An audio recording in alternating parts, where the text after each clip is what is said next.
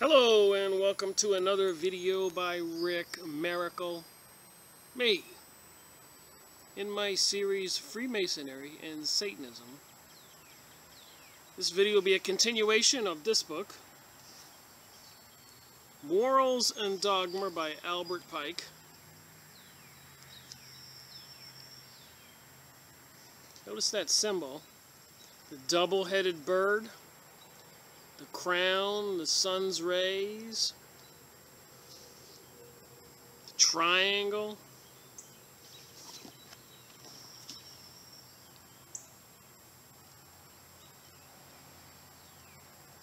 the Maltese cross. So this is 85 part 4, and it's a completion. I'm going to finish on this video. The Night of the Brazen Serpent.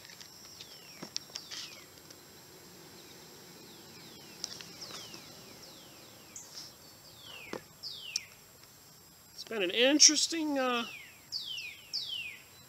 project to read the entire Night of the Brazen Serpent, the 25th degree, I believe. And a lot of information I didn't know that I'm sharing on these videos.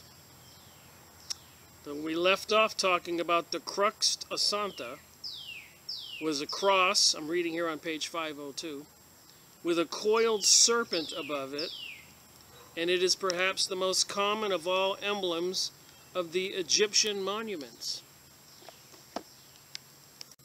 Alright, continuing on. Seems like it's threatening to rain. And every time I stand up, it stops raining. So anyways, the Ankh, the T with the circle on top, also called a Tau, cross, or the crux asanta, apparently, as it says here on page 502, is a cross with a coiled serpent above it, a T with a coiled serpent. So I guess it doesn't take too much difficulty and brains to realize that it seems like they're worshiping the snake, the serpent. This cross surmounted by a circle and that by a crescent became the emblem of the supreme deity. With the Tau and the triple Tau may be connected within two circles, the double cube or perfection, or the perfect ashlar. The crux asanta is found in the scriptures of Khorsabad, on the ivories from Nimrod, of the same age carried by the Assyrian monarch, and on cylinders of the later Assyrian period. As a single Tau, crux asanta, or Ankh, represents the one God. So one would say that that would be the serpent God. So no doubt the triple Tau, the origin of which cannot be traced, was meant to represent the Trinity of his attributes, the three Masonic pillars: wisdom, strength, and harmony. So you got to pay attention to these Masonic words about liberty and stuff like that. The God apparently is a serpent. The three Masonic pillars are wisdom, strength, and harmony, which would make one think, well, that's nice. But the cross represents, with the circle on top, I've showed the pictures in the last video, a supreme deity, a serpent supreme deity. The prophet Ezekiel, in the 4th verse of the 9th chapter, says, "And the Lord said unto him, Go through the midst of the city, through the midst of Jerusalem." Here we go, Jerusalem, thinking 911, so they could overthrow all the countries, and Israel could annex more of the Palestinians' land to rebuild King Solomon's temple to bring about some kind of prophecy. Okay, go into the midst of Jerusalem and mark the letter Tau upon the foreheads of those that sign and mourn, for all the abomination that has been done in the midst thereof. Well, there certainly has been a lot of abomination done in the Middle East. You know, you have to sort of feel sorry for those Arabs, the men, women, and children in so many countries, machine gunned and bombed, carpet bombed, sulfur, like burning molten lava from the sky. But if you read the propaganda in a lot of the news, they're trying to make the Arabs, or the Middle Easterners, because they're all not Arabs, Christians and Muslims and Buddhists and Hindu and atheists and pretty much anything like we have in the United States or Europe and the world. Somebody wants them gone. So the Latin Vulgate and probably most ancient copies of the Septuagint translate the passage. This tau was in the form of the cross, of this degree, and it was the emblem of life and salvation. Here we go again, so think about it. The T with the circle on top, as it says in this book, the serpent upon a cross, page 502, halfway down. With a serpent in the ancient monuments, it is very often found associated with the cross. The serpent upon a cross. And it's an emblem of life and salvation. I'm a tad bit confused. Is somebody going to try to convince me that the serpent wants to save me? The Samaritan tau and the Ethiopic trava are the evident prototype of the Greek RT. We learn from Tertullian, Origen, and St. Jerome that the Hebrew tau was anciently written in the form of a cross. In ancient times, the mark tau, which is the Ankh, which is the Cross of Santa, was set on those who had been acquitted by their judges as a symbol of innocence. The military commanders placed it on the soldiers who escaped unhurt from the field of battle as a sign of their safety under the divine protection. It was a sacred symbol among the Druids. Divesting a tree of part of its branches, they left it in the shape of a tau cross, preserved it carefully, and consecrated it with solemn ceremonies. On the tree they cut deeply the word tau, by which they meant God. So the T with the circle is divine snake, divine being, and they called it God. It'll take a Sherlock Holmes to figure this out here. On the right arm of the cross they inscribed the word Hesos, and on the left Belan or Belanis, and in the middle of the trunk Taramis. This represented the sacred triad. It is certain that the Indians, Egyptians, and Arabians paid veneration to the sign of the cross thousands of years before the coming of Christ. Well, the cross we use with the coming of Christ is a cross with Jesus on it, not a T with a circle above it. Everywhere it was a sacred symbol. The Hindus and the Celtic Druids built many of their temples in the form of a cross, as the ruins still remaining clearly show, and particularly the ancient Druidic temple at Classenaris in the island of Lewis in Scotland. The circle is of 12 stones. In the center was the image of a deity, the deity, and on the north an avenue of twice 19 stones, and one at the entrance. The supernal pagoda at Benares is in the form of a cross, and the Druidic subterranean grotto at New Grange in Ireland. So obviously Albert Pike, who wrote this book, is trying to show that the cross with the circle on top, which they say is followed up by the cross that we use now for Christianity, that it goes back thousands of years. The statue of Osiris at Rome has the same emblem. Isis and Ceres also bore it. and the caverns of initiation were constructed in that shape with a pyramid over the scalarium. Crosses were cut in the stones at the Temple of Sepphoris in Alexandria, and many tau crosses are to be seen in the scriptures of Alabastion and Essene in Egypt. On coins, the symbol of the Egyptian god Neph was a cross within a circle. So I'll give you the fact that for thousands of years, these ancient religions worshipped the T with a circle on top, which apparently represents some kind of serpent, snake, dragon being. They even have dragons eating their tail, snakes eating their tail. So I guess symbolizing the circle for eternity. So as David Icke and others would say now with the alien and UFO issues, were there some kind of other beings on Earth back then that weren't particularly 100% human?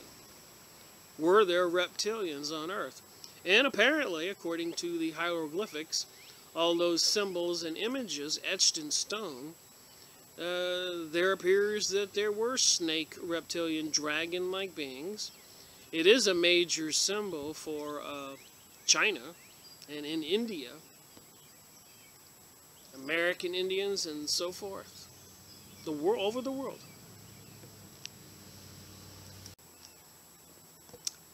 The Crux Santa was the particular emblem of Osiris and his scepter, and ended with that figure. It was also the emblem of Hermes. These are the gods of the underworld, by the way, and was considered a sublime hieroglyphic possessing mysterious powers and virtues as a wonder-working amulet. Wow, magic. Anyways, it looked like this.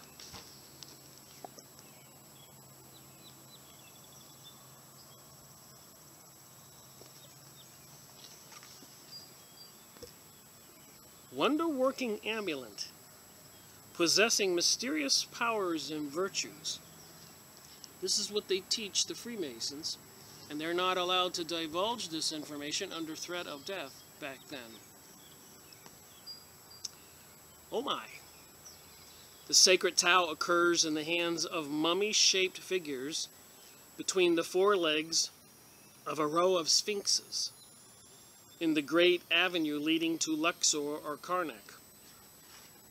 By the Tau cross, the Kabbalist, here we go with the Kabbalah again, expressed the number 10, a perfect number denoting heaven, and the Pythagorean tetraeus, or incommunicable name of God. Incommunicable name of God. So they want separation of church and state here in the USA. They say that's what we have. These people control all of government. What of the many different fraternities and temples and organizations they belong to? Yes? No? The Illuminati obviously are all the Rothschilds and Rockefellers, control all the banks. And then all the other below the pyramid groups like this one here, these people get into positions of power and take care of one another and keep the rest of us out of the loop. They worship the god of the underworld, and they're in control of our government, and we've been living through insane chaos and anarchy for a couple thousand years with them in charge.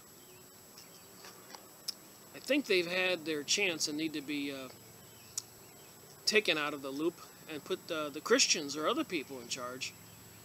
We've seen what they have done, my opinion. The Tau cross is also found on the stones in front of the door of the temple of Amuth III at Thebes, who reigned about the time when the Israelites took possession of Canaan, and the Egyptian priest carried it and all the sacred possessions. Tertullian, who had been initiated, informs us that the Tau was inscribed on the forehead of every person who had been admitted into the mysteries of Mithras. Another mysterious cult of Babylon. Mystery School of Babylon. Babylon meaning the gateway to the gods. As the simple tau represented life, so when the circle, a symbol for eternity, was added, it represented eternal life. At the initiation of a king, the tau, as an emblem of life and key of the mysteries, was impressed upon his lips. In the Indian mysteries, the tau cross, under the name of Tiluk, was marked upon the body of the candidate as a sign that he was set apart for the sacred mysteries, sacred mysteries. On the upright tablet of the king, discovered at Nimrod, are the names of 13 great gods. Remember, the first commandment in Christianity, there is one God, among which are Yah and Bel, B-E-L, and the left-hand character of every one is a cross composed of two cuneiform characters. So Bel, and then they were trying to put that archway of Bel, the demon, in New York and London, and apparently 1,000 of them coming from UNESCO, the United Nations, all over the world, these arches of Bel. So this isn't ancient history. This is current events.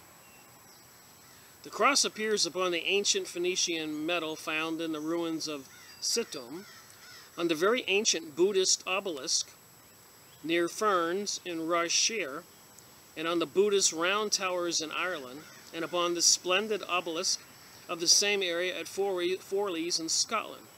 Remember, the obelisk is a phallic symbol representing Osiris's penis.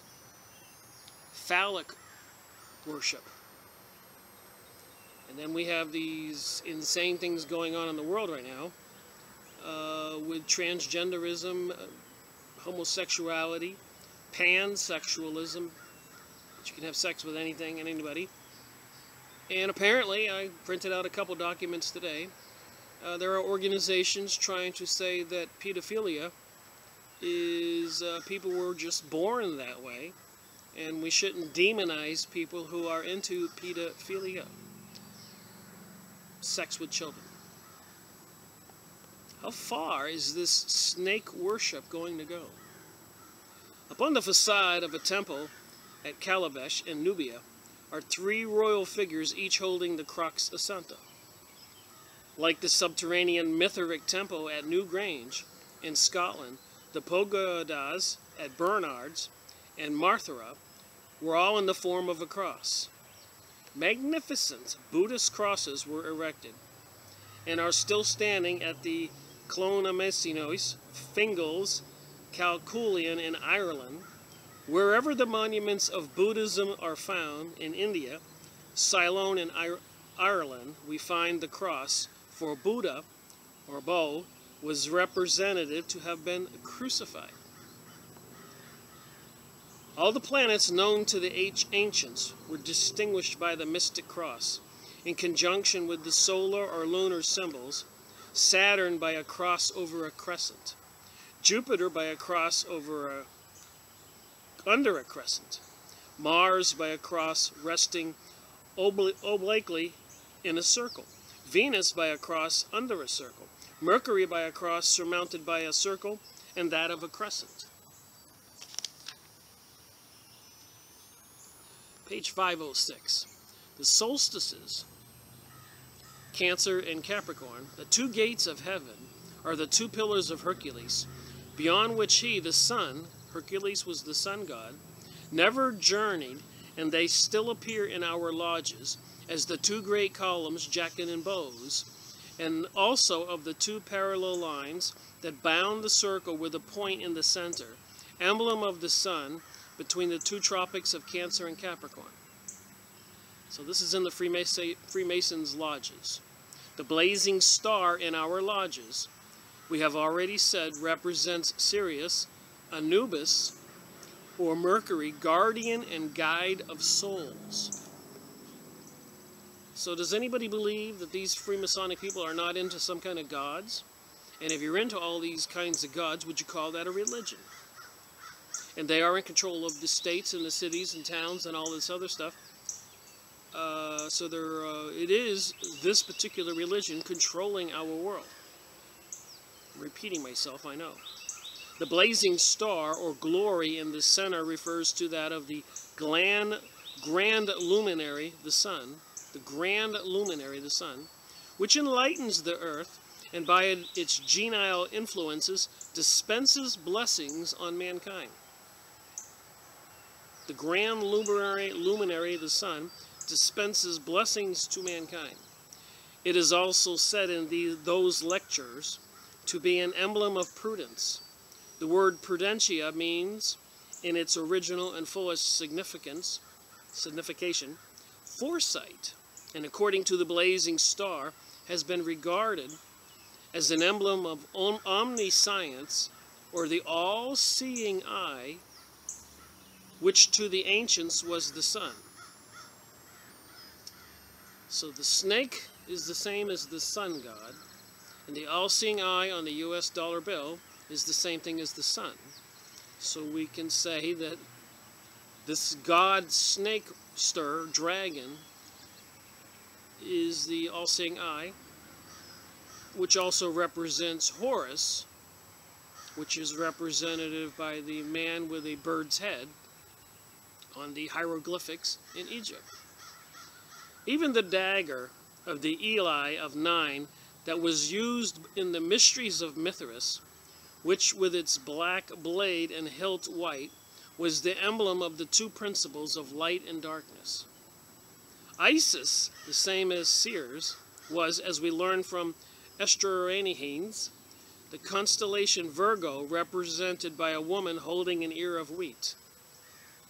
The different emblems which accompany her in the description given by Apuleius, a serpent on either side, a golden vase, with a serpent twined round the handle, and the animals that marched in procession, the bear, the ape, the Pegasus, represented the constellations that, rising with the Virgin, when on the day of the vernal equinox, she stood at the oriental gate of heaven, brilliant with the rays of the full moon, seemed to march in her train. The Olympic robe presented to the initiate, a magnificent mantle covered with figures of serpents,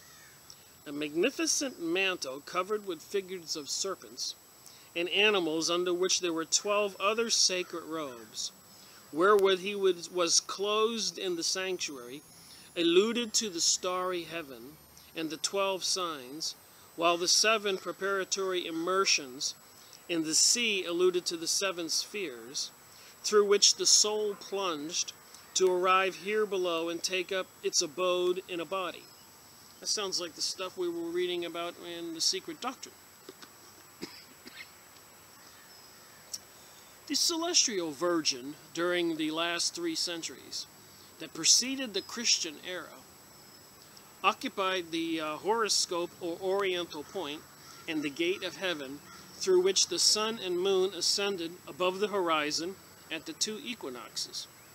Remember, it's these equinoxes and solstices that are also the witchcraft Illuminati holidays.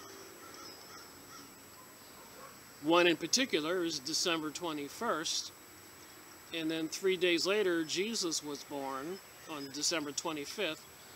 So that what happens on December 21st, the sun goes to its most furthest point and stalls out for 3 days, and then it starts to come back, rising, giving birth to spring. So apparently, in my opinion, Jesus really wasn't born on December 21st, but on 3/22, when the Christian, or I should say the Rome, had a big meeting to decide to make Christianity the world religion, they had to compromise on a lot of issues, keeping the pagan holidays, witchcraft, many gods, and making it work with the new adopted Christian religion. Alright, this relation between the emblems and the mysterious recitals of the initiations. So the mysterious recitals So that would be words that they recite. Would that be some kind of curse or magic incantation? And of the initiations and the heavenly bodies and order of the world was still more clear in the mysteries of Mithras, adored as the sun in Asia Minor, Cappadocia, Armenia, and Persia, and whose mysteries went to Rome in the time of Selah. This is amply proved by the descriptions we have of the Mithric cave, in which were figured the two movements of heaven, that of the fixed stars and that of the planets and constellation, and the 8 mystic gates of the spheres and the symbols of the elements. So on a celebrated monument of that religion found at Rome were figures, the serpent or hydra under Leo, as in the heavens, celestial dog, the bull scorpion, and the 7 planets represented by the 7 altars, the sun, moon, emblems relating to light, to darkness, and to their succession during the year, where each in turn triumphs for 6 months. So in Albert Pike's book, Morals and Dogma, the 25th degree, Night of the Brazen Serpent, they keep talking about Mithras, or this Mithric religion. So I, as I usually do, went onto Yahoo image site. Yahoo has an image site where you can put in practically anything and get images. Particular site just to those images that they collect them. Anyways, I printed them out. Mithras, Mithric, the religion before Rome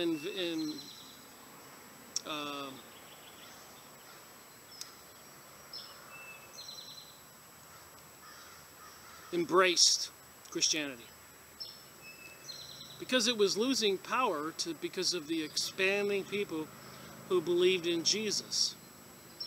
So they had to do something. So who was this Mithras? So I went and found some of the pictures, and we see the torch, and we see something that looks like a knife, and apparently a naked man. And strangely enough, in many of the pictures,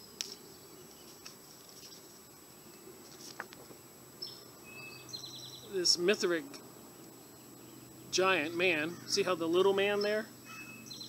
This giant man, the god, the little man shown below, is stabbing a bull, and the blood is squirting out, and all kinds of symbols in the background. Some kind of cosmic religion.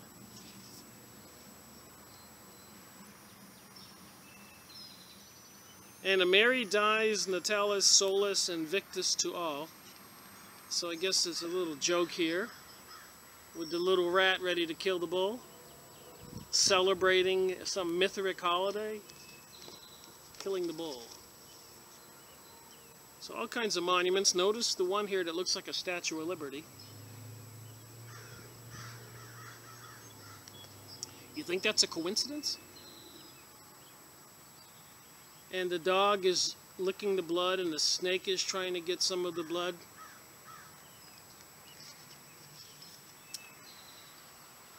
So on this site, when I saw the pictures, in Jesus was life, and the life was the light of the people. The light shines in the darkness, and the darkness did not overcome it.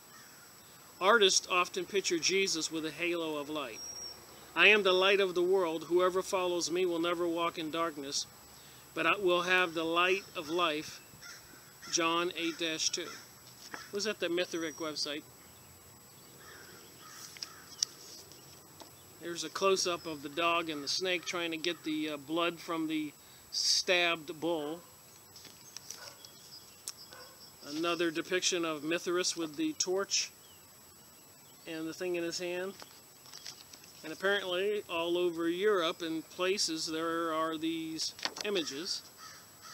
Mithric religion. And notice the guy stabbing the bow is not as big as the other, is much bigger than the other people. And again, the one with the crown on his head, like Statue of Liberty. And apparently it's made its way into modern times. One of these games has a Mithras card.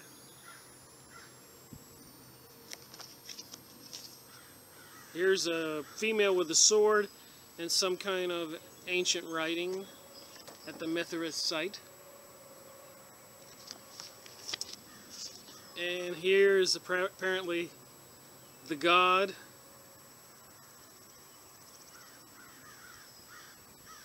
It looks a little strange to me because it looks like two men, obviously, in a bed together.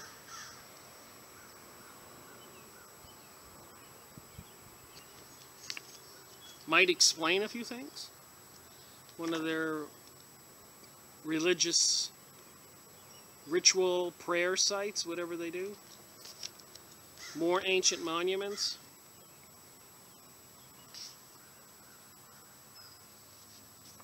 This was the religion back then, before Rome and other areas embraced Christianity.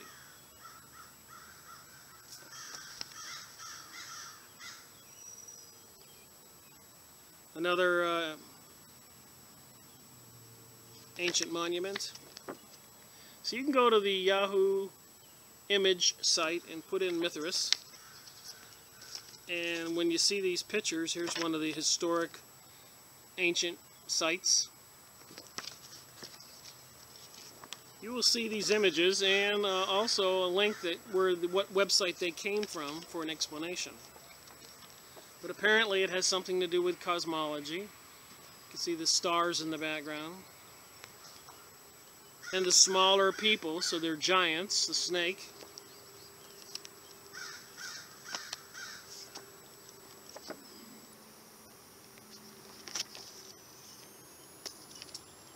And again, I suspect it has something to do with the Statue of Liberty. Remember, the Freemasons made the Statue of Liberty in France for the United States. And they were Freemasons, and they apparently were into the Mithric religion. And here's this god with this thing on his head. Like I said, you don't have to be a genius to figure this stuff out. So we have more photos. Maybe we'll look at them again. All right, moving on.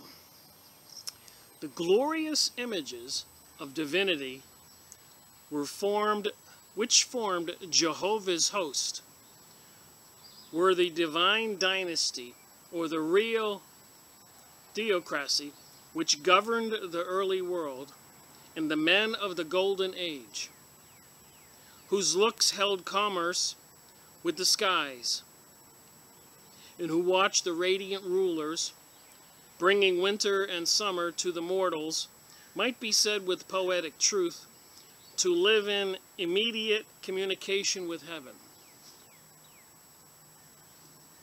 Like the Hebrew patriarchs, to see God face to face. Then the gods introduced their own worship among mankind. Then Onus, Aquarius, rose from the Red Sea to impart science to the Babylonians. Then the bright bull legislated for India and Crete, and the lights of heaven, personified in Libra and Seers, hung the Boeotian hills with vineyards and gave the golden sheaf to Eleusis. The children of men were, in a sense, allied and married to these sons of God, who sang the jubilee of creation, and the encircling vault with its countless stars, which to the excited imagination of the solitary Caladian wanderer appeared as animated intelligences, might naturally be compared to a gigantic ladder on which, in their rising and settling, the angel luminaries appear to be ascending and descending between earth and heaven. Page 509. In the Hebrew writings, The term heavenly host includes not only the counselors and emissaries of Jehovah, but also the celestial luminaries and the stars, and imagined to the east to be animated intelligences presiding over human weal and woe, are identified with the more distinctly impersonated messengers or angels who execute the divine decrees, whose predominance in heaven is in mysteries correspondence and relation with the powers and dominions of the earth. Wow. The Elohim, some kind of spiritual gods, originally included not only foreign superstitious forms, but also all the host of heaven, which was revealed in poetry to the shepherds of the desert, now as an encampment of warriors, now as careering in chariots of fire, and now as winged messengers, ascending and descending the vault of heaven to communicate the will of God to mankind. The Eternal, says Bereshith Rabbah to Genesis, called forth Abraham and his posterity out of the dominion of the stars by nature. The Israelite was a servant to the stars, and born under their influence, as are the heathen. But by virtue of the law given at Mount Sinai, he became liberated from his degrading servitude. The Arab had a similar legend. The prophet Amos explicitly asserts that the Israelites in the desert worshipped not Jehovah, but Moloch, or the star god, equivalent to Saturn. So he says here the Israelites worshipped Moloch, and that would be that giant bull or owl-looking figure with a human in his hand eating it, or holding out his hands, and people bringing their children to be sacrificed to Moloch. I kid you not. And that would be the star god, equivalent to Saturn. The gods El, or Jehovah, were not merely planetary or solar. Their symbolism, like that of every other deity, was coexistence with nature and with the mind of man. Yet the astrological character is assigned even to Jehovah. He is described as seated on the pinnacle of the universe, leading forth the host of heaven and telling them unerringly by name and number. His stars are his sons, and his eyes, which run through the whole world, keeping watch over man's deeds. The stars and planets were properly the angels. In Pharisaic tradition, as in phraseology of the New Testament, the heavenly host appears as an angelic army divided into regiments and brigades under the command of imaginary chiefs such as Masaloth, Legion, Cartor, Gistra, etc. Each Gistra being captain of 365,000 myriads of stars, the seven spirits which stand for the throne, before the throne, spoken of by several Jewish writers, and generally presumed to have been immediately derived from the Persian Amshapens, were ultimately the seven planetary intelligences, the original model of the seven-branched golden candlestick exhibited to Moses on God's mountain. So the menorah, which they put on the White House lawn at Christmas now, instead of the Christmas tree, represents the seven planetary intelligences.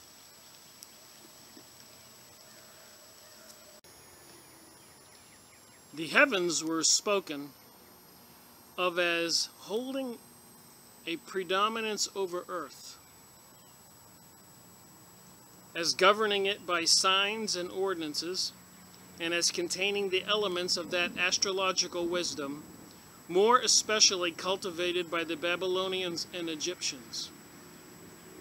Each nation was supposed by the Hebrews to have its own guardian angel and its own provincial star. one of the chiefs of the celestial powers, at first Jehovah himself in the character of the Son. So we have the Jehovah Witnesses, and Jehovah is also represented as the Sun God, which is also represented by the snake, standing in the height of heaven, overlooking and governing all things afterwards. One of the angels, or subordinate planetary genii of Babylonia or Persian mythology, was the patron and protector of their own nation. The Babylonian protector was a planetary genie, Genii. The prince of that standeth for the children of the people.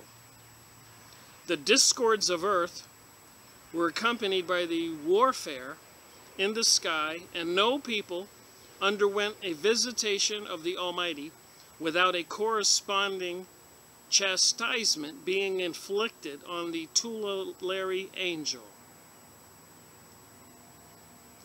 The fallen angels were also fallen stars.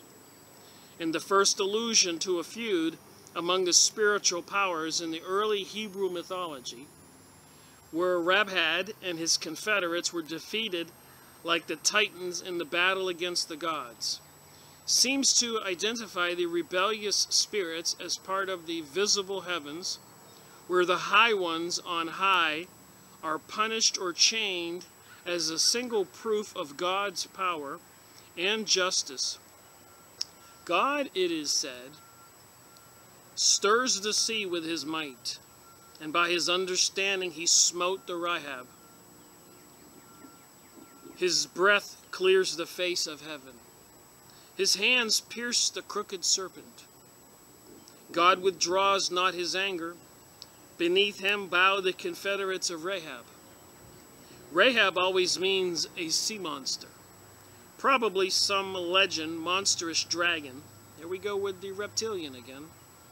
As in almost all mythologies, is the adversary of heaven and demon of eclipse, on whose belly, significantly called the belly of hell, Hercules, like Jonah, passed 3 days, ultimately escaping with the loss of his hair or rays.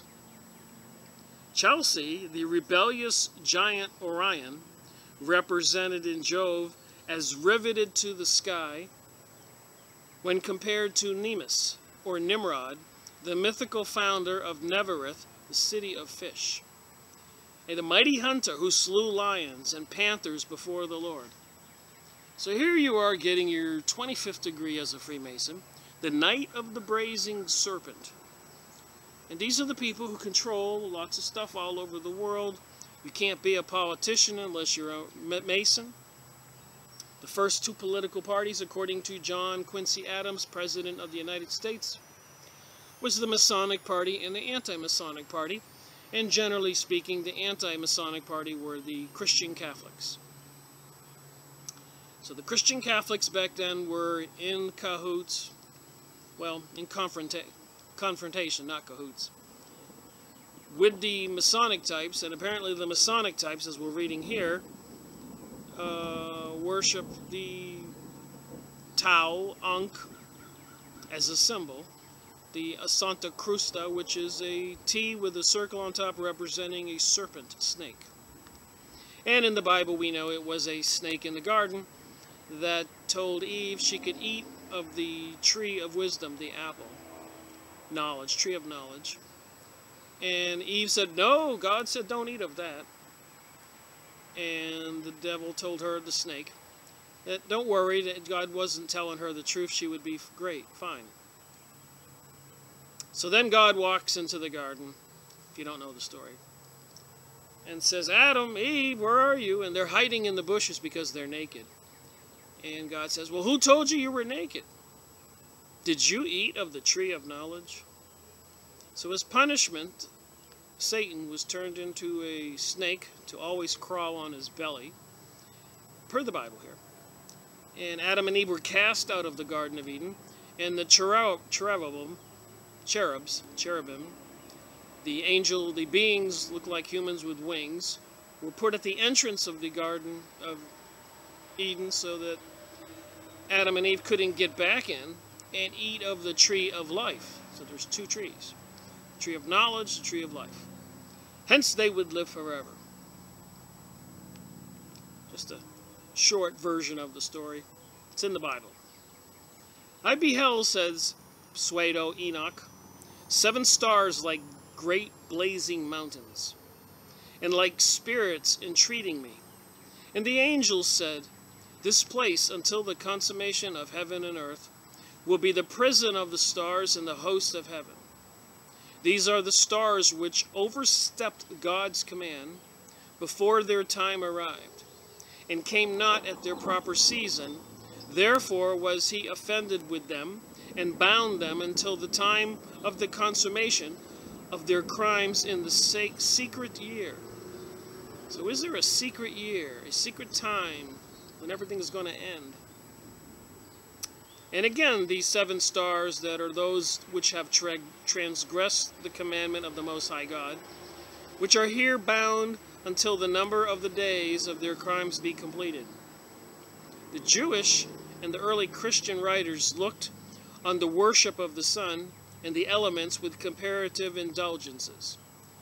Justus Martyr and Clemens of Alexandria admit that God had appointed the stars as legitimate objects of heathen worship in order to preserve throughout the world some tolerable notions of natural religion. It seems a middle point between heathenism and Christianity, and to a certain emblems and ordinances of that faith seem to relate.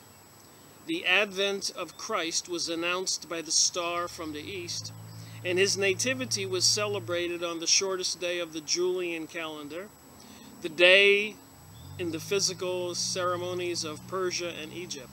Mithras and Osiris were newly found.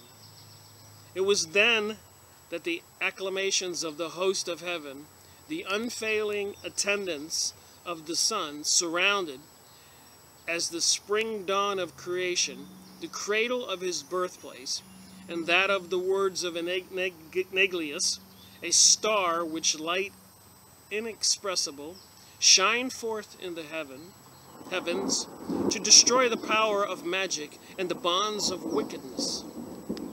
For God himself had appeared in the form of a man for the renewal of eternal life. So that would have been Jesus' birth, I suspect. But however, the infinite, the variety of objects which helped to develop the notion of deity and eventually assume its place, substituted the worship of the creature for that of the Creator, and of the parts of the body for that of the soul, and of the universe still, the notion itself was essentially one of unity. The idea of one God, of a creative, productive, and governing unity, resided in the earliest expression of thought, and this monotheism of the primitive age makes every succeeding epoch, got a bug on me here, useless unless it be the present, appear only on a stage in the progress of degeneracy and aberration. Everywhere in the old faiths we find the idea of a supreme and presiding deity. Ammon, or Osiris, presides among the many gods of Egypt. Alright, moving along here. Page 512. Pan, with the music of his pipe, directs the chorus of the constellations, as Zeus leads the solemn procession of the celestial troops in the astronomical theology of the Pythagoreans.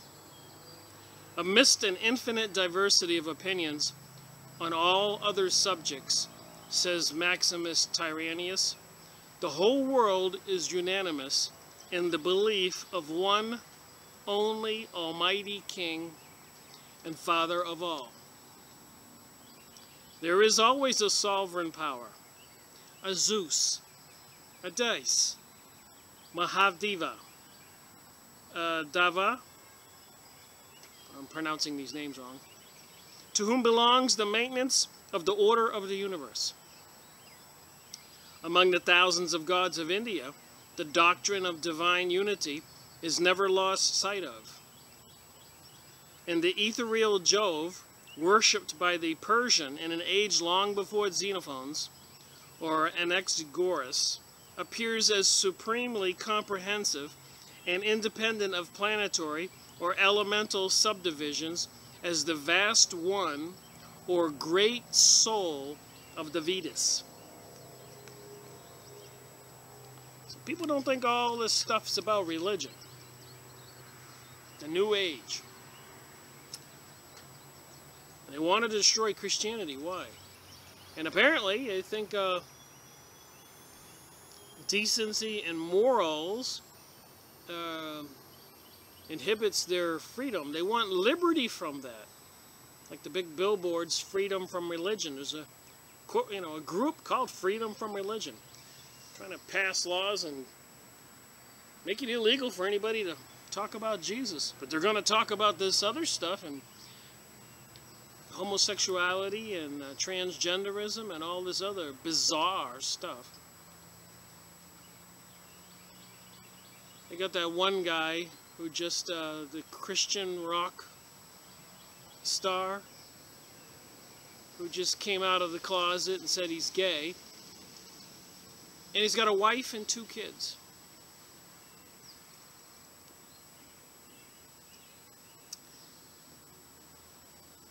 All religious expression and symbolism, since we can describe only what we see, and the true objects of religion are unseen.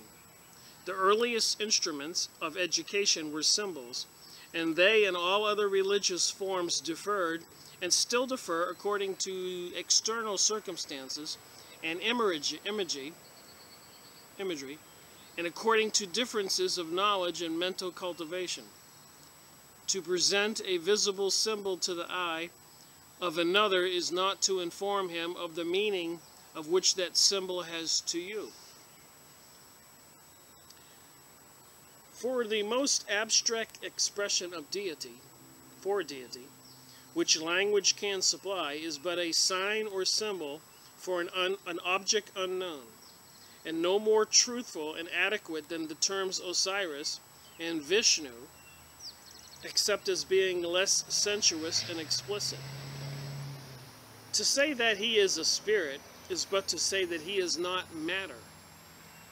What spirit is, we can only define as the ancients did, by resorting as if in despair to some subliminized species of matter as light, fire, and ether. To call him a power or a force or an intelligence is merely to deceive ourselves into the belief that we use words that have a meaning to us when they have none, or at least no more than the ancient visible symbols had.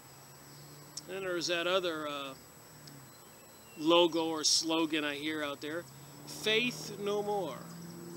They don't want us to have faith. So I'm reading this stuff, ancient visible symbols had. To call him sovereign, father, grand architect of the universe, extension, time, beginning, middle, and end, whose face is turned on all sides, the source of life and death, is but to present other men with symbols by which we vainly endeavor to communicate to them the same vague ideas which men in all ages have impotently struggled to suggest. So here you have Jesus arriving on the scene 2,000 years ago, preaching, teaching, and preaching, treat others how you want to be treated. And apparently among the populace, the citizens, who were generally treated very poorly by the elitist, the same as today, were gravitating towards Jesus and his teaching and his followers.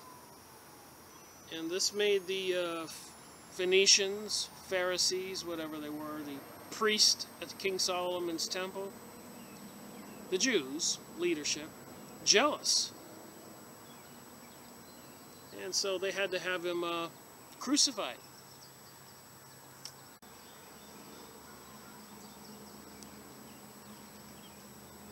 Where would we be today if the world would have followed Jesus and they hadn't had him crucified, and people were treating each other how they want to be treated, and we had a world that wasn't full of liars and deceivers and politicians and CEOs all trying to rip us off?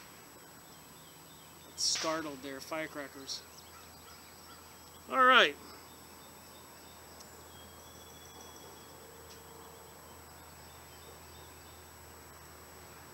So anyways, the source of life and death is but to present other men with symbols by which we vainly endeavor to communicate to them the same vague ideas which men in all ages have impotently struggled to express.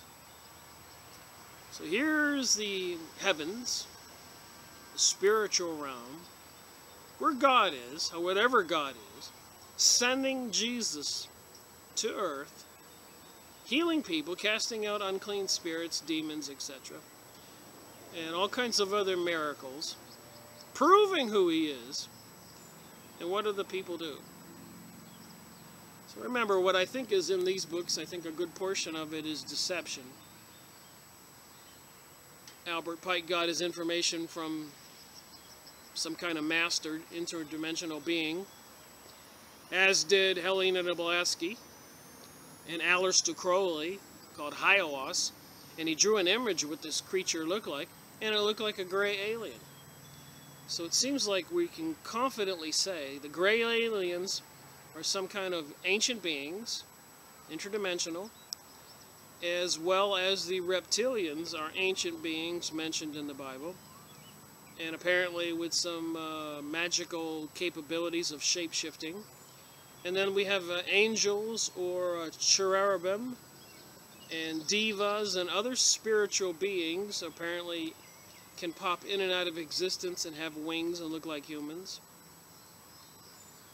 Seems like this stuff is becoming repetitious with the different materials and customs and history of ancient tribes all over the world. So it does make one wonder about Atlantis and the other ancient civilizations, Hyperborea, however you say that. What did exist in history? What are the ancient monuments that we can't build today? That's why I do these book reviews. I think we're inching closer and closer towards maybe a reality we can formulate in our minds if we study this, at least for me. And it may be doubted whether we have succeeded either in communicating or informing in our own minds, there we go, any more distinct and definite and true and adequate idea of the deity.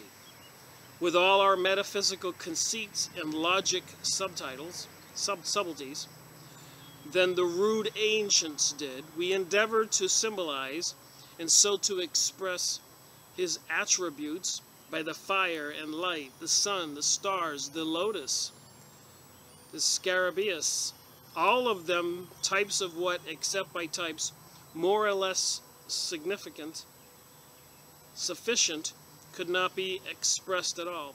The primitive man recognized the divine presence, variety of appearances, without losing his faith in this unity and supremacy. The invisible God manifested, and on one of his many sides visible, did not cease to be God to him. He recognized him in the evening breeze of Eden, in the whirlwind of the Sinai, in the stone of Baal-ed, and identified him with the fire or thunder of an immovable rock adored in ancient Arabia. He saw Jehovah like Osiris or Bel, in the sun as well as in the stars, which were his children. His eyes, they're talking about what they think God is now, his eyes which ran through the whole world and watch over the sacred soil of Palestine. So they called it Palestine before Egypt confiscated it in 1946. Israel confiscated it. or I should say the Rothschild Zionist group banksters confiscated it and created the state of Israel. And in this book it says,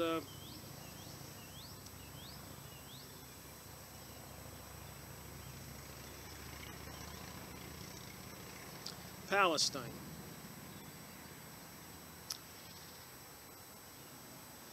Sacred soil of Palestine.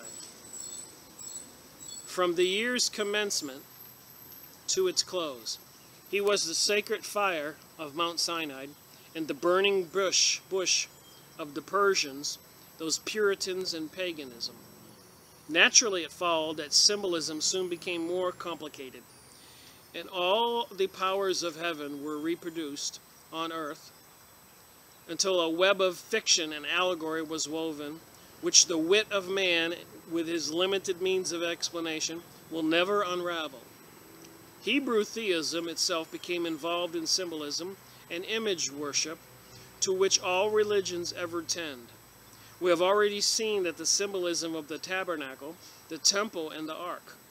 The Hebrew establishment, the Jews, tolerated not only the use of emblematic vessels, vestments, and cherubs, those creatures with wings, of the sacred pillars or separum, but symbolic representations of Jehovah himself, not even confined to poetic or illustrative language. Among the Aditas, says Krishna, in the Bhagavad Gita, I am Vishnu, the radiant sun among the stars, among the waters. I am ocean, among the mountains, the Himalaya, and among the mountaintops, Meru. The Psalms and Isaiah are full of similar attempts to convey to the mind ideas of God as ascribing to him sensual properties. He rides on the clouds and sits on the wings of the wind. Men cannot worship a mere abstraction. They require some outward form to which to clothe their conceptions and invest their sympathies. Well, I think the second commandment, first one is there's one God, and the second one is there shall be no idols. So you're saying here idol worship exists everywhere. The incongruous and monstrous in the Oriental image came from the desire to embody the infinite and to convey the multiplied, because individuality inadequate symbols, a notion of the divine attributes to the understanding. We may well say, in the language of Maximus Tyrius, if in the desire to obtain some faint conception of the universal Father, the nameless lawgiver, men had recourse to words or names, to silver or gold, to animals or plants, to mountaintops or flowing rivers, everyone inscribing the most valued and most beautiful thing with the name of deity, and with the fondness of a lover clinging with rapture to each trivial reminiscence of the beloved, why should we seek to reduce this universal practice of symbolism? Well, commandment number 2 says, there shall not be no idols, irregardless of what Albert Pike wants to teach the Freemasons to get their 25th degree, the Knight of the Brazen Serpent. But he's arguing the case here. Why should we seek to reduce this universal practice of symbolism? Necessary, indeed, since the mind often needs the excitement of the imagination to rouse it into activity, to one monotonous standard of formal proprietary. Well, I don't need an idol. I have blind faith. I believe God exists. I think he created all this. Whatever that higher dimension is, it created this denser plane and created the DNA for humans and animals and trees and plants and fish and everything else.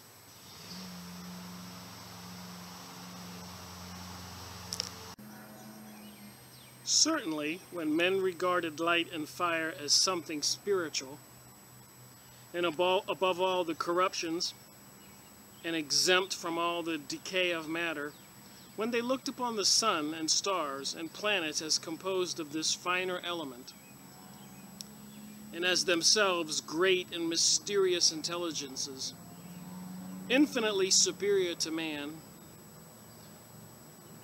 living existences gifted with mighty powers and wielding vast influences. Those elements and bodies conveyed to them, when they used as symbols of deity, a far more adequate idea than they can now do to us, and that we can comprehend now that fire and light are familiar to us as air and water, and the heavenly luminaries are lifeless worlds like our own. Perhaps they gave them ideas as adequate as we obtain from the mere words by which we endeavor to symbolize and shadow forth the ineffable mysteries, the infinite attributes of God. Page 516. They were a dangerous one by which to approach the deity, in which many say Pluchioch, making the sign for the thing signified, fell into a ridiculous superstition, while others, in avoiding one extreme, plunged into no less hideous gulf of irreligion and impiety. All great reformers have warred against this evil, deeply feeling the intellectual mischief arising out of the degraded idea of the Supreme Being, and have claimed for their own God an existence or personality distinct from the objects of ancient superstition, disowning his name, the symbols and images that had profaned his temple.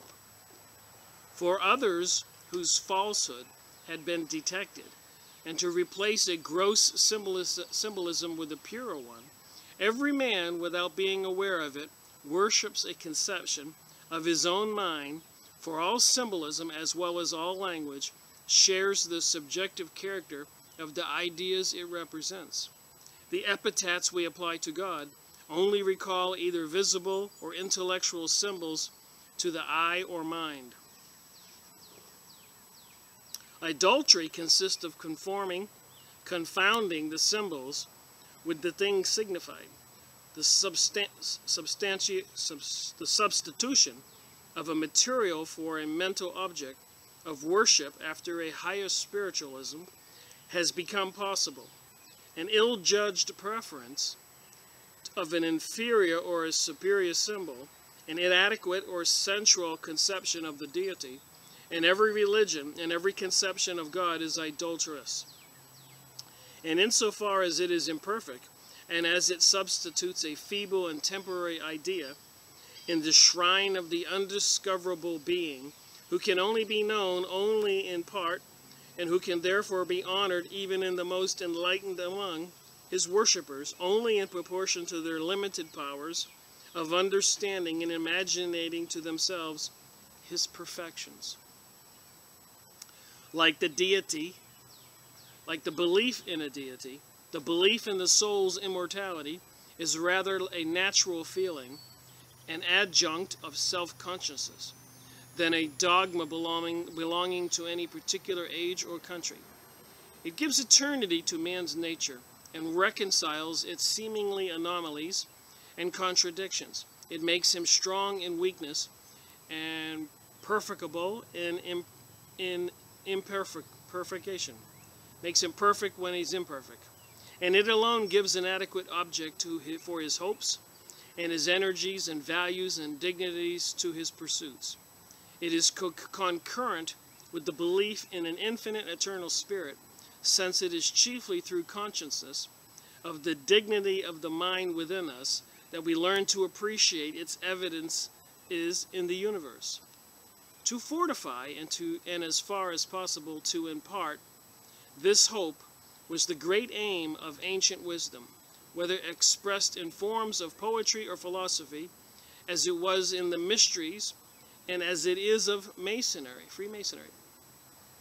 Life rising out of death was the great mystery, which symbolized, delighted to represent under 1,000 ingenious forms. Nature was ransacked for attestations to the grand truth, which seems to transcend all other gifts of imagination, or rather to their essence and consummation. Such evidences were easily discovered. They were found in the olive, in the lotus, in the evergreen myrtle of the Mystae, and of the grave of Polydronus, and the deadly but self-renewing serpent, the wonderful moth emerging from the coffin of a worm, the phenomenon of germination, the setting and rising of the sun and stars, the darkening and growth of the moon and in sleep, the minor mystery of death. The typical name of the nature god, Osiris, Attis, Adonis, Hiram, was a profound but consolatory mystery. The healing charms of Ophius were connected with his destruction, and his bones, those valued, pledged for fertility and victory, were by a beautiful contrivance often buried with the sacred precincts of his immortal equivalent. In their doctrines, as to the immortality of the soul, the Greek philosophers merely stated with more precision ideas long before extinct, independently and among themselves in the form of symbolic suggestion. Egypt and Ethiopia in these matters learned from India, whereas everything else, the origin of the doctrine, was as remote and untraceable as the origin of man himself. Its natural expression is found in the language of Krishna and in the Bhagavad Gita. I myself never was non-existent, nor thou, nor these princes of the earth, nor shall we ever hereafter cease to be. So are they trying to tell me that I don't exist? The soul is not a thing of which a man may say, it hath been, or it is about to be, or it is hereafter, for it is a thing without birth. It is pre-existent, changeless, eternal, and is not to be destroyed with the mortal frame. Well, we can agree Albert Pike was an interesting philosophical thinker. He was the general for the South in the war between the North and the South, and the leader of the southern jurisdiction of the Scottish Rite of Freemasonry, 33 degrees. Arrested and imprisoned after the war, but released and honored by the President of the North, who, by the way, was also a Mason.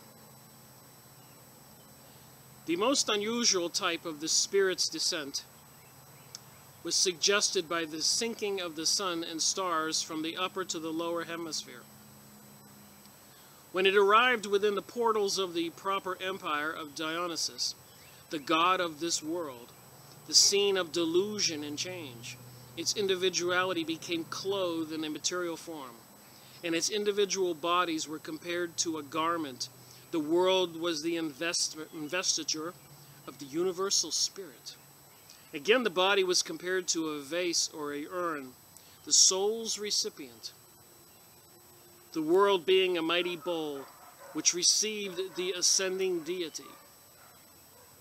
The world was as dimly illuminated as a dimly illuminated cavern, whose shadows seem realities, and where the soul becomes forgetful of its celestial origin in proportion to its proneness to material fascinations.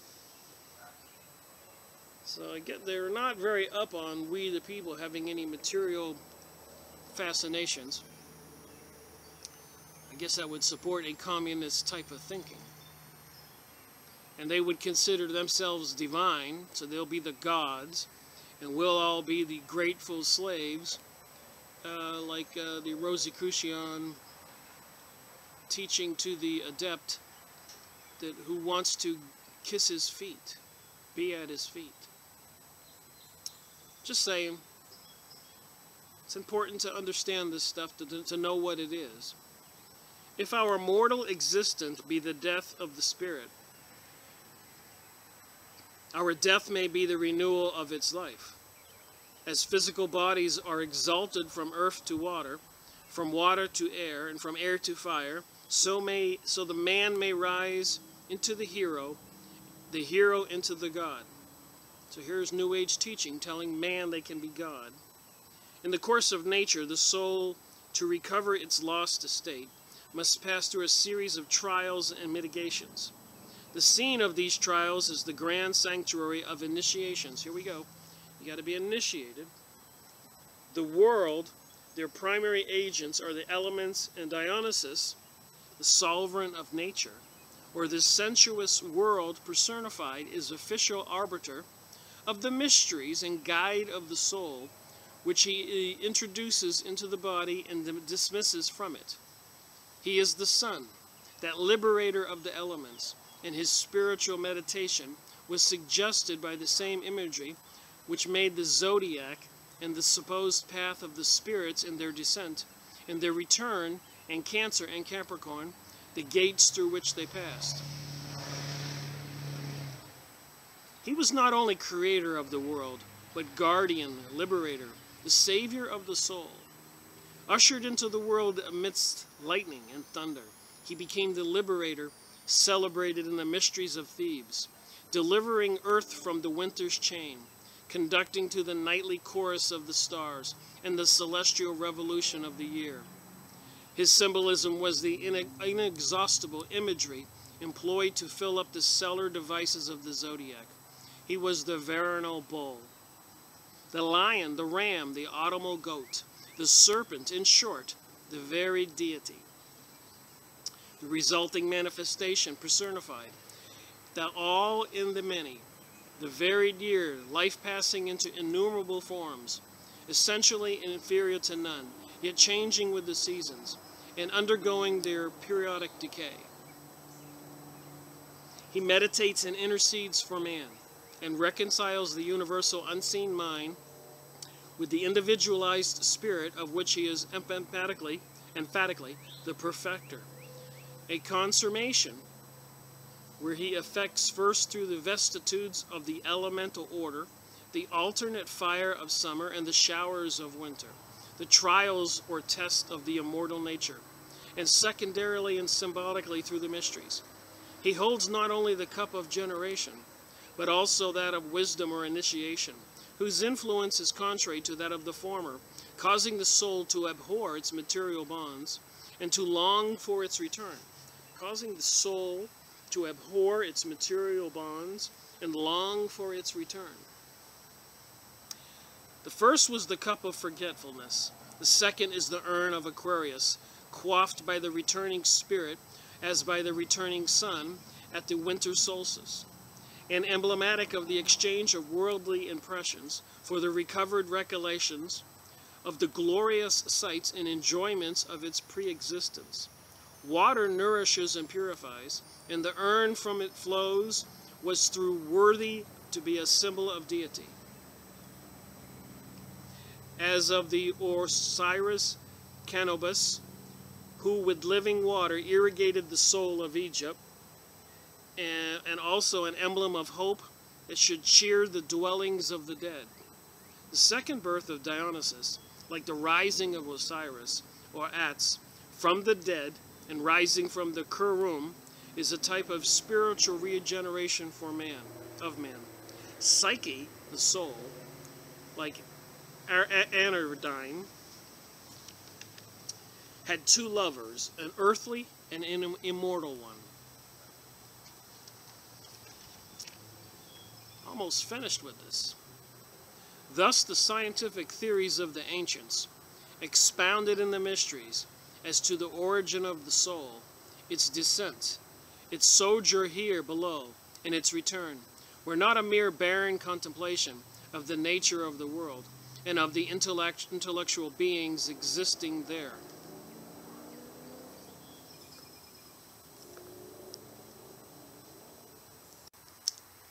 They were not an idle speculation as to the order of the world and about the soul, but a study of the means for arriving at the great object proposed, the perfection of the soul, and, as a necessary consequence, that of morals and society.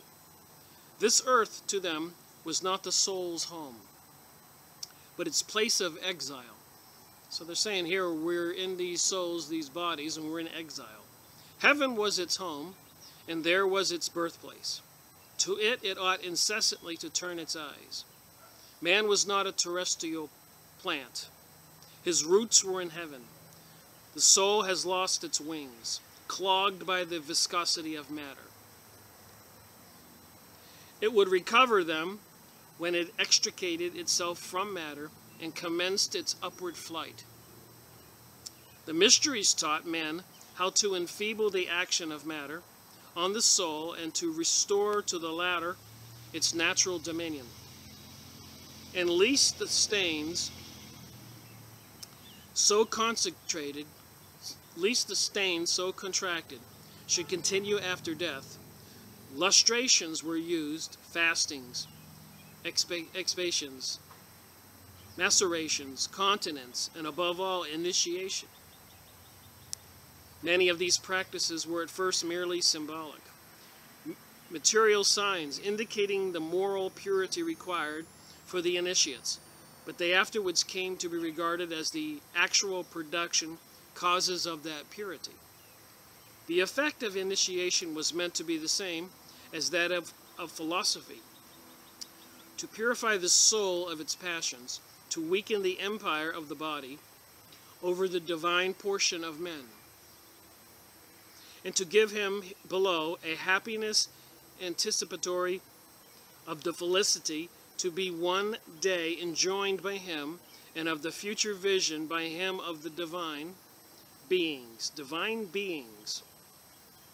And therefore Proclus and the other Platonists taught that the mysteries and initiations withdrew souls from this mortal and material life to reunite them to the gods and dissipate for the adepts the shades of ignorance by the splendors of deity. Such were the precious fruits of the last degree of the mystic science, to see nature in her springs and sources, and to become familiar with the causes of things and with real existences. Cicero says that the soul must exercise itself in the practice of virtues if it would speedily return to its place of origin. It should, while imprisoned in the body, free itself, therefore, by the contemplation of superior beings, and in some sort be divorced from the body and the senses. Those who remain enslaved, subjugated by their passions and violating the sacred laws of religion and society, will reascend to heaven only after they shall have been purified through a long succession of ages.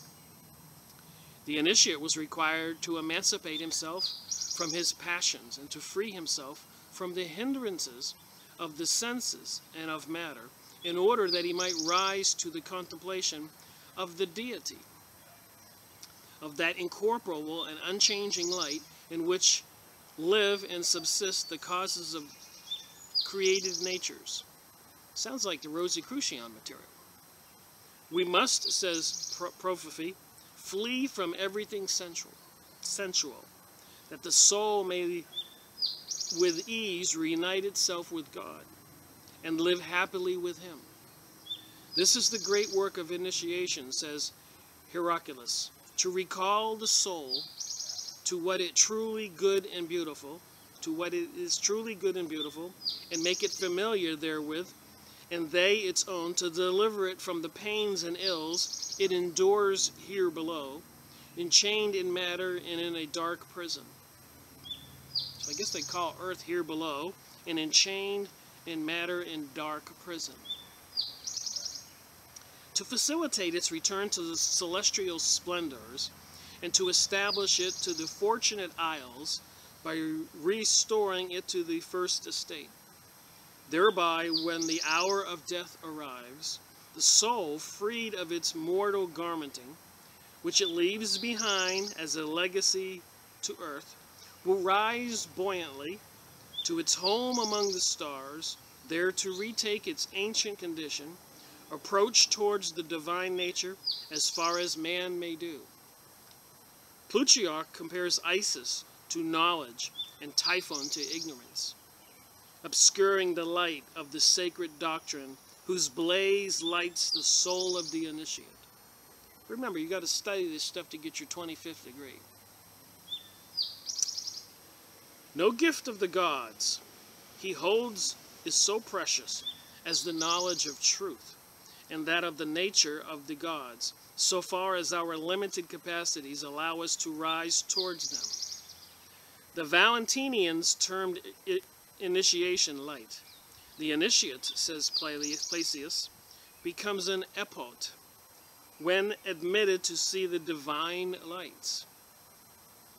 Clemens of Alexandria, imitating the language of the initiate in the Mistress of Bacchus, and inviting the initiate, whom he turns blind like Tiresias, to come see Christ, who will blaze upon his eyes with greater glory than the sun, exclaims, O mysteries most true holy, O pure light, when the touch of the Docarus gleams, gleams, heaven and the deity are displaying it to my eyes. I am initiated and become holy. So I guess to be initiated is to become holy. That was the true object of initiation, to be sanctified and to see, that is, to have just and faithful conceptions of the deity, the knowledge of whom was the light of the mysteries. I think we're learning the light of the mysteries is Lucifer, Baal, Satan, and all the other names, Moloch. It was promised the initiate of Samothrace that he should become pure and just. Clemens says that by baptism, souls are illuminated and led to the pure light in which mingles no darkness or anything material. The initiate becomes an epot, also called a seer. I guess that would be a psychic. Hail, newborn light! The initiates cried in the mysteries of Bacchus. Such was held to be the effect of complete initiation. It lighted up the soul with rays from the divinity, and became for it, as it were, the eye with which, according to Pythagoreans, it contemplates the field of truth. In its mystical abstractions, it contemplates the field of truth in its mystical abstractions, wherein it rises superior to the body, whose action on it annuls for the time to re-enter into itself, so as to entirely to occupy itself with the view of divinity and the means of coming to resemble him. This enfeebling of the dominion of the senses and the passions over the soul, and as it were freeing the latter from the sordid slavery, and by the steady practice of all the virtues, active and contemplative, our ancient brethren strove to fit themselves to return to the bosom of the deity. Let not our objects as Masons fall below theirs. Return to the bosom of the deity. Let not our objects as Freemasons fall below theirs. We use the symbols which they used, and we teach the same great cardinal doctrines that they taught, and of the existence of an intellectual God, and in the immortality of the soul of man. If the details of their doctrines as to the soul seem to us to verge on absurdity, let us compare them with the common notions of our day and be silent. If it seems to us that they regarded the symbol in some cases as the thing symbolized and worshipped the sign as if it were itself deity, let us reflect on how insufficient are our own ideas of deity, and how we worship those ideas and images formed and fashioned in our minds are not the deity himself. And if we are inclined to smile at the importance they attach to the illustrations and fast, let us pause and inquire whether the same weakness of human nature does not exist today, causing rites and ceremonies to be regarded as actively efficient for the salvation of souls. One more paragraph. And let us ever remember the words of an old writer. with which we conclude this lecture. It is a pleasure to stand on the shore and to see ships tossed upon the sea. A pleasure to stand in the window of a castle and see a battle and the adventures thereof. But no pleasure is comparable to the standing on the vantage ground of truth, a hill not to be commanded, and where the air is always clear and serene, and to see the errors and wanderings, the mist and the tempest, in the vale below, so always that their prospect be with piety, and not with swelling or pride.